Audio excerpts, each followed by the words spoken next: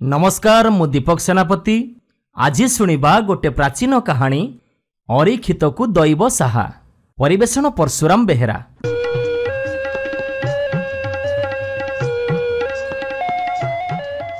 गोटिए बोली पुओ ना तार संजय। काणी आखिरे कजलगार से अंधर लौड़ी कुटा खंडक दिखंड करेनी। बाप माँ ब्राह्मण ब्राह्मणी ताको भारी गेलबसर रे बढ़ाऊथांती। श्री अक्षर तापाई बरुणई पर्वत। बाप माँ कहती भगवान ताकू कोटी परमायु देई थांतु। से कूल को कारिणी होऊ। बड़ बड़ुआ को आलुआ टिके देखौ। जी हेले कहब से अमुक लोकर पुओ तो दुआरे टिके संज सलिता जालिब तो। ब्राह्मण पिला ता पेट केबे अपूरा रहिबनी। दियंता को चिरंजीवी करिथांतु। पिलाटी को एमिति एमिति 9 बरस हेला। पटे पितल थाली रे संगाड़िए पैता कड़े नड़िया गली गुआटीए धरी से दुआरे दुआरे बुलिला। ब्राह्मण पिला पैता खिए पाऊ ताकू देले किछि पानी रे पड़िबनी। बिकल पाई लोके ताकू देले। सुरुखुरी रे व्रतघर बढ़िला। सते जेमिति पुओ कांधरे पैता खिए दबा पाई ता बाप बंची थिला। दिने सकाळे देखिला बेलकू बुढ़ा मरी सोईची। माँ पुओ 2 जण जाक कांदी बोबेईकी रहिले। घरे जहा कंसा बासन दीपट थिला, ब्राह्मणी देहरे जा 2 चीज थिला, सबू बिकी भांगी सुधघर तुलेइले। एबे संपत्ति कहिले खंडे नड़ा कुड़िया 18 जड़ा। खरा को बरसा बाद बुदिया हेई घरे पसंती। हौ पछे का ढियरे तो पड़ी नांती। निज घरे निजे मालिक। ब्राह्मणी बुढ़ी भिक मागिकी आणे। बाड़ी रे नेउटिया पटाली जेते काटिले सेते कळे। हौ पछे साग भात बेलरे गंडिए खांती। दिने जणे जजमान ब्राह्मण पुओ संजय को कहिला, अच्छा गोसेई एमिति करी तमे केते दिन चलिबो। मु तुमको छड़ाटिए दउची नियो एयाकू पाळ। या पछरे लागिले तमे खुशी रे चलिबो। माँ बाछुरीटी देखि खुशी हैला। पुओ को कहिला, अरे पुओ आमको तो कांडिया कुंडा कि कांजी खुद पिता टिके मिलुनी। आमे कुळुची कोलथ कोठू आनिबा जे गाई पालिबा। नहीं जा ये बाछुरी की नहीं तोटा बाड़ गहिर दंडारे चरई आणे। पुओ बाछुरी नहीं चरईला। सबु बेले माँ बुढ़ी भाबुथाए पुओर केमिति हाथ को 2 हाथ हंता। ता मुंडरे दुबो चाउल 2टा पकई देई मु आखि बुझंती। हेले घरे बासी ओली की दाना नाही। घरे गात खोली सियाली पतर पकई भात खाउचंती। अभेका हेई पुओ गोरु चरई बुलुची। याकू पुणी कन्या दब किए। भाबु भाबु मार प्राण गला। संजयर बयस हेलानी हेले से गाई चरा छाड़लानी। रघुआ माँ धान कुटुणी तार आश्रय। पोसे सेरे जहाँ आणे ताकू फुटेई दिए। एमिति कष्टे मष्टे चले। दिने गाँव रे केते जण आसी कहिले, अरे संजुआ एमिति एक अंगिया हई केते दिन बुलुथिबु। संजय कहिला, मु आउ कौन करिबी।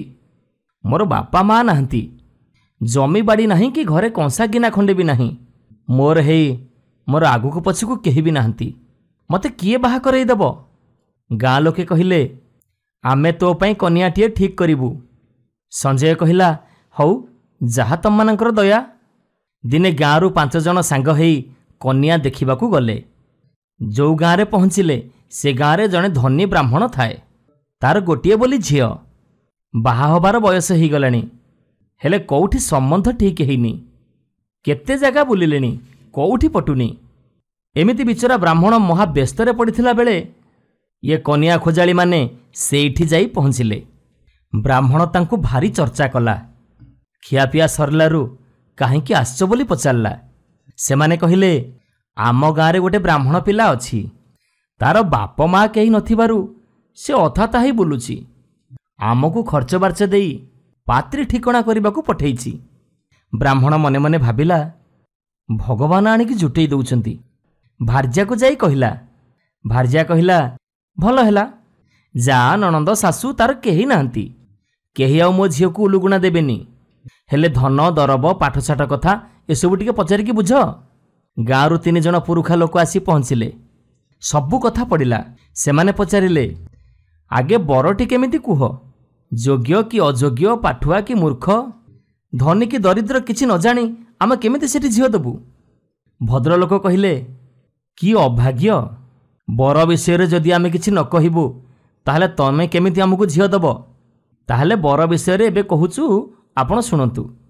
ନୀତିରେ ସେ ବୁଲା କୁକୁର, ସୁନ୍ଦରରେ ସେ ମଦନ ମୋହନ, ଧନ ଅଲେଖା, ଗୋରୁ ଗାଈ ଘରେ ଯେତେ ବାହାରେ ସେତେ। ଘରେ ନୀତି ଚନ୍ଦ୍ର ସୂର୍ଯ୍ୟ ଯା ଆସ କରୁଛନ୍ତି, କଂସା ଗିନା ଅଚଳାଚଳ। ଆଉ ବିଦ୍ୟା ରଘୁ ମା ଘରେ ନୀତି ପ୍ରବେଶ।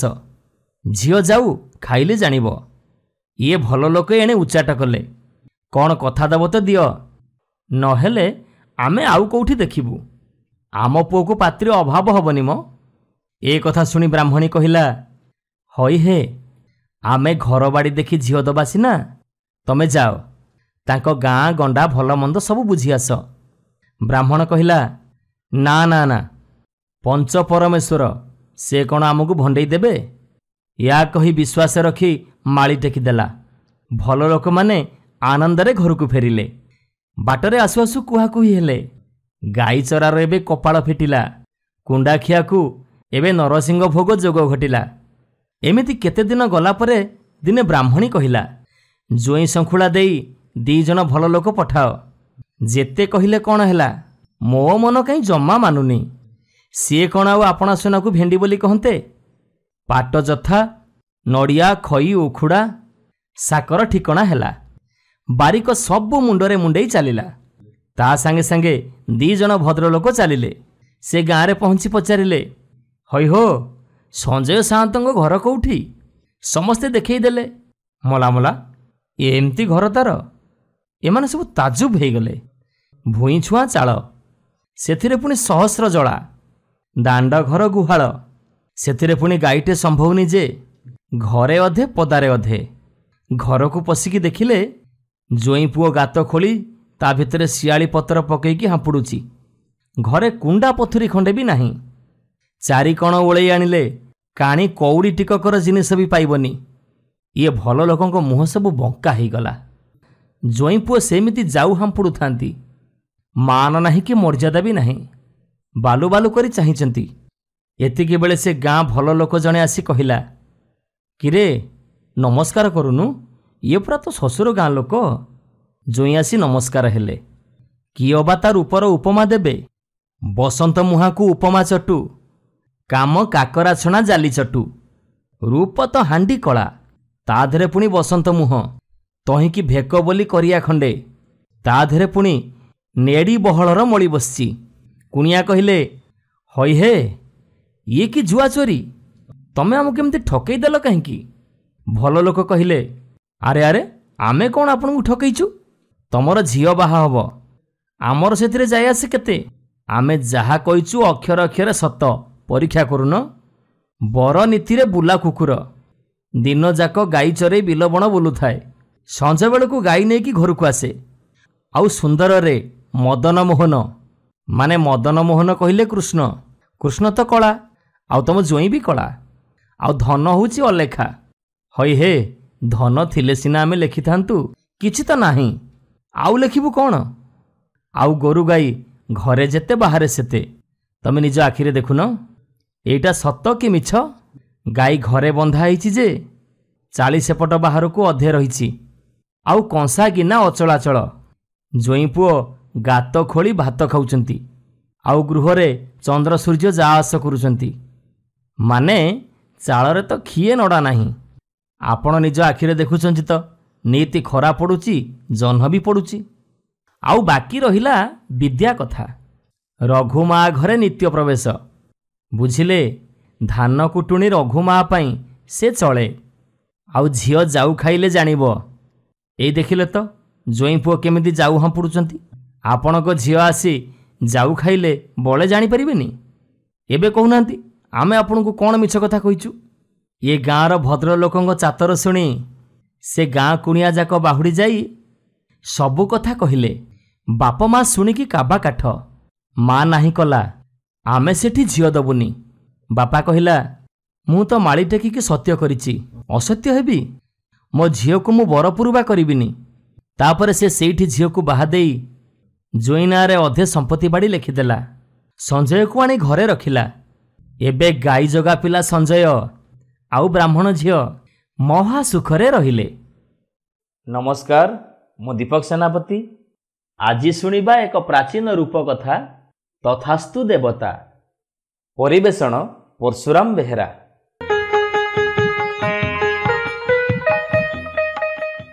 ଗୋଟିଏ ଗାଁରେ ବିଜୟ ବୋଲି ଗୋଟିଏ କୃଷକ ଥିଲା। ତା ସ୍ତ୍ରୀ ନାଁ ଲକ୍ଷ୍ମୀ।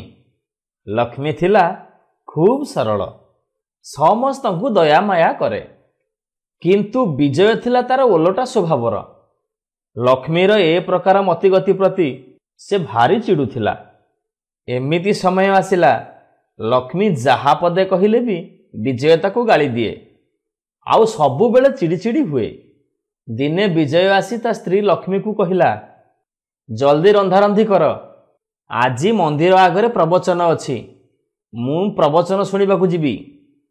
ଲକ୍ଷ୍ମୀ କହିଲା, ହଁ ଠିକ୍ ଅଛି, ସଞ୍ଜ ସୁଦ୍ଧା ମୁଁ ରୋଷେଇ କାମ ସାରିଦେବି। ଏବେ ବିଜୟ କଡ଼ା ସ୍ୱରରେ କହିଲା, ଦେଖ ପୋଡ଼ା ମୁହିଁ, ସଞ୍ଜ ସୁଦ୍ଧା ଯଦି ରୋଷେଇ ସରିନଥିବ ତାହେଲେ ମୋ ନିଜ ରୂପ ଦେଖିବୁ। ଏତିକି କହି ବିଜୟ ବାହାରକୁ ଚାଲିଗଲା। ଠିକ୍ ସନ୍ଧ୍ୟା ବେଳକୁ ଫେରିଆସି ତା ସ୍ତ୍ରୀକୁ ଡାକିଲା, ଲକ୍ଷ୍ମୀ, ଆରେ କୁଆଡ଼େ ଗଲ? କିନ୍ତୁ କିଛି ଜବାବ ମିଳିଲାନି। ଘର ପଛପଟକୁ ଯାଇ ଦେଖିଲା ବେଳକୁ ତା ସ୍ତ୍ରୀ ନିଜ ମୁହଁରେ ପାଣି ଛାଟିବାରେ ଲାଗିଛି। ବିଜୟ ପଚାରିଲା, ଆରେ ତୁ ଏଠି କ'ଣ କରୁଛୁ? ରୋଷେଇ କାମ ସରିଛି ତ? ଲକ୍ଷ୍ମୀ କାନ୍ଦ କାନ୍ଦ ହେଇ ଉତ୍ତର ଦେଲା, ମୁଁ ଜମା ରୋଷେଇ ଆରମ୍ଭ କରିନି। ତମେ ଯିବା ପରଠାରୁ ମୋ ମୁହଁ ଖାଲି ପୋଡ଼ି ପୋଡ଼ି ଯାଉଛି, ବହୁତ ପୋଡ଼ାଜଳା କରୁଛି। ତେଣୁ ମୁଁ ଖାଲି ମୋ ମୁହଁକୁ ପାଣି ଛାଟିବାରେ ଲାଗିଛି। ବୋଧେ ମୁଁ ଖୁବ୍ ଶୀଘ୍ର ମରିଯିବି। ମୋତେ କୌଣସି ବୈଦ୍ୟ ପାଖକୁ ନେଇ ଚାଲ। ବିଜୟ ଦେଖିଲା ଲକ୍ଷ୍ମୀ ତ କେବେ ମିଛ କହେନା, ଆଉ ସେ ଏମିତି କଥା ତ କେବେ ମିଛ କହିବନି। ଯଦି ସେ ସତରେ ମରିଯିବ ମୋ ଅବସ୍ଥା କ'ଣ ହେବ? ମୁଁ ଏକୁଟିଆ କେମିତି ଚଳିବି? ବିଜୟ ଆଉ କାଳ ବିଳମ୍ବ ନ କରି ଲକ୍ଷ୍ମୀକୁ ନେଇ କବିରାଜଙ୍କ ପାଖକୁ ଗଲା। ବାଟରେ ଯାଉ ଯାଉ ଦୁଇ ଜଣ ଯାକ ମନ୍ଦିର ପାଖରେ ପହଞ୍ଚିଲେ। ସେଇଠି ପ୍ରବଚନ ହେଉଥିଲା। ଏତିକି ବେଳେ ବିଜୟ କାନରେ ବାଜିଲା, ପ୍ରବଚକ କହୁଛନ୍ତି, ଦେବୀ ସରସ୍ୱତୀଙ୍କ ଆଶୀର୍ବାଦରେ ଆମେମାନେ କଥା କହିବାର ଶକ୍ତି ପାଇଛୁ, ଆଉ ତାଙ୍କ ଦାନର ଅପବ୍ୟବହାର କରିବା ମହାପାପ। ଆଉ ଯାହା କହୁଛ କୁହ, କିନ୍ତୁ ନିର୍ଦ୍ଦୋଷ ଲୋକ ମନରେ ଆଘାତ ଦେଲା ଭଳି କର୍କଶ କଥା କେବେ କହିବନି। ଆଉ ଗୋଟିଏ କଥା ମଧ୍ୟ ମନେ ରଖିବା ଦରକାର, ଥରେ ଥରେ ବାତାବରଣ ଭିତର ଦେଇ ତଥାସ୍ତୁ ଦେବତାମାନେ ଯା ଆସ କରନ୍ତି, ଆଉ ତମ କହୁଥିବା କଥା ଉପରେ ଯଦି ସେମାନେ ତଥାସ୍ତୁ କରିଦିଅନ୍ତି ତାହେଲେ ତମେ କହୁଥିବା କଥା ହିଁ ଫଳିଯିବ। ଏ କଥା ଶୁଣିବା ପରେ ବିଜୟ ଆଗ ଚମକି ପଡ଼ିଲା। ତାପରେ ସେ ତରତର ହେଇ ସ୍ତ୍ରୀକୁ ନେଇ କବିରାଜ ଘରେ ପହଞ୍ଚିଲା। ବିଜୟ ପହଞ୍ଚିଲା ବେଳକୁ କବିରାଜଙ୍କର ଭୋଜନ ସମୟ ହେଇଯାଇଥିଲା। ତେଣୁ ସେ ଘର ଭିତରକୁ ଚାଲି ଯାଇଥିଲେ। କିଛି ସମୟ ଅପେକ୍ଷା କରିବା ପରେ ବିଜୟ ଅଧୈର୍ଯ୍ୟ ହେଇ କହି ପକେଇଲା, ଏତେ ସମୟ ଧରି କେତେ ଖାଉଛନ୍ତି କି କବିରାଜେ? ଭାରି ଲୋଭୀ ଜଣାପଡ଼ୁଛନ୍ତି। ଠିକ୍ ସେତିକି ବେଳେ କବିରାଜ ବାହାରି ଆସିଲେ। ବିଜୟ ଆଡ଼କୁ ଚାହିଁ କହିଲେ, ଚିକିତ୍ସା ଆରମ୍ଭ କରିବା ପୂର୍ବରୁ ମୋତେ 15 ଟଙ୍କା ଦେବାକୁ ପଡ଼ିବ। ବିଜୟ ଆଶ୍ଚର୍ଯ୍ୟ ହେଲା। କବିରାଜ ତ ଆଗରୁ କାହିଁ ଏମିତି ଲୋଭୀ ନଥିଲେ, ସିଏ ତ ଏମିତି ବ୍ୟବହାର କେବେ କରନ୍ତିନି। ହେଲେ ଆଜି ଏମିତି ବ୍ୟବହାର କରିବ ବୋଲି କିଏ ଜାଣିଥିଲା? ବିଜୟ ତ ଆଉ 15 ଟଙ୍କା ଆଣିନଥିଲା। ସେ ବାହାରକୁ ବାହାରି ଆସି ଚାହିଁଲା, କାଳେ ଯଦି କିଏ ଚିହ୍ନା ଲୋକ ଯାଉଥିବ ତା ପାଖରୁ କିଛି ପଇସା କରଜ କରି ତାକୁ ପଛରେ ସୁଝିଦେବ। ଆଉ ଏତିକି ବେଳେ ତା ସାଙ୍ଗ ପ୍ରଫୁଲ୍ଲ ସାଙ୍ଗରେ ଦେଖା ହେଲା। ତାକୁ ଦେଖୁ ଦେଖୁ କହିଲା, ଆରେ ଭାଇ, ମୋତେ କିଛି ଟଙ୍କା ଦେଲୁ। ହେଲେ ତା ସାଙ୍ଗ ପାଖରେ ତ ଟଙ୍କା ନଥିଲା। ତେଣୁ ସେ କହିଲା, ନା ରେ ଭାଇ, ଟଙ୍କା ପଇସା ମୁଁ ଜମା ସାଙ୍ଗରେ ଆଣିନି। ଏ କଥା ଶୁଣି ବିଜୟ ରାଗି ଯାଇ କହିଲା, ତୁ ଗୋଟେ ଡକାୟତ। ତା କଥା ସରୁ ସରୁ ପ୍ରଫୁଲ୍ଲର କ'ଣ ହେଲା କେଜାଣି, ବିଜୟର କାମିଜ ମୁଣିରେ ହାତ ପୂରେଇ ତା ପକେଟରେ ଯାହା 2 ପଇସା ଥିଲା ସବୁ ନେଇ ଦୌଡ଼ି ପଳାଇଗଲା। ବିଜୟ ଆଉ କ'ଣ କରିବ? ଉପାୟ କିଛି ନ ପାଇ ସେ ଲକ୍ଷ୍ମୀକୁ ଧରି ଅନ୍ୟ ଗାଁର ଜଣେ କବିରାଜଙ୍କ ପାଖକୁ ଚାଲିଲା। ବାଟରେ ଯାଉ ଯାଉ ଲକ୍ଷ୍ମୀ କହିଲା, ମୁଁ ଆଉ ଚାଲିପାରୁନି। ଏ କଥା ଶୁଣୁ ଶୁଣୁ ବିଜୟ ରାଗି ଯାଇ କହିଲା, ଚୁପ୍ କର ରାକ୍ଷସୀ। ଏତିକି କଥା ସରୁ ସରୁ ତାପରେ ଯାହା ଦେଖିଲା ତାର ହଂସା ଉଡ଼ିଗଲା। ଲକ୍ଷ୍ମୀ କୁଆଡ଼େ ଗଲା କେଜାଣି। ତା ସ୍ଥାନରେ ଗୋଟେ ରାକ୍ଷସୀ ଠିଆ ହେଇଗଲା। ଆଉ ସେ ବିଜୟ ଆଡ଼କୁ ହାତ ବଢ଼େଇଲା କ୍ଷଣି ବିଜୟ ଦୌଡ଼ିବାକୁ ଲାଗିଲା। ତା ପଛେ ପଛେ ଦୌଡ଼ୁଥାଏ ରାକ୍ଷସୀ।